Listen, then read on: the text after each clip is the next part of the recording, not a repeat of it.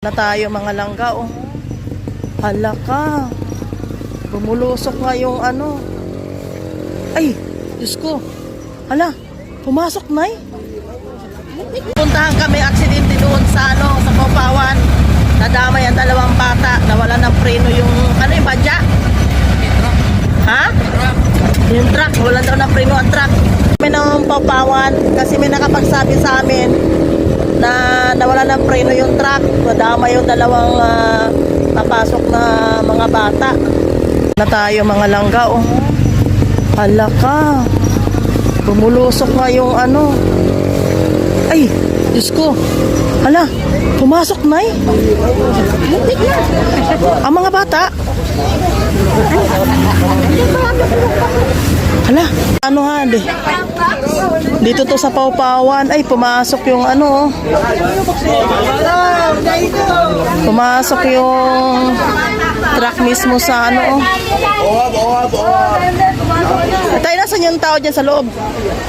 Tay, nasan yung tao sa loob? Yung tao sa loob? Hindi nga, hindi nadamay, may natulog dyan. Agoy, ginoo ko. Oo. Ito, oh, grabe, oh. Wala ng mga tao dito, nandyan pa siya nakatulog. Napansin na lang sa may-ari dyan. Ang ano dito, walang nadamay. Bakit benta? Ay, Diyos ko, Lord. Yung sakay, yun. Ay, ang sakay nito?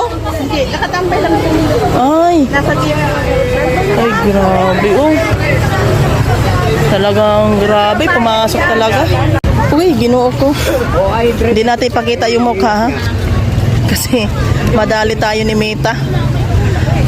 Ay, ginoo ko, oh. Papasok pa pala to sa school. Oh.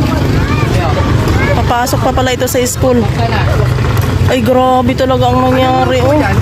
Pumasok talaga ito. Nawalan daw ito ng preno, eh. Ngayon, yun dito yan sa Paupawan, ha? Pagpaakyat pala ng Paupawan. Ngayon, ang nangyari, oh.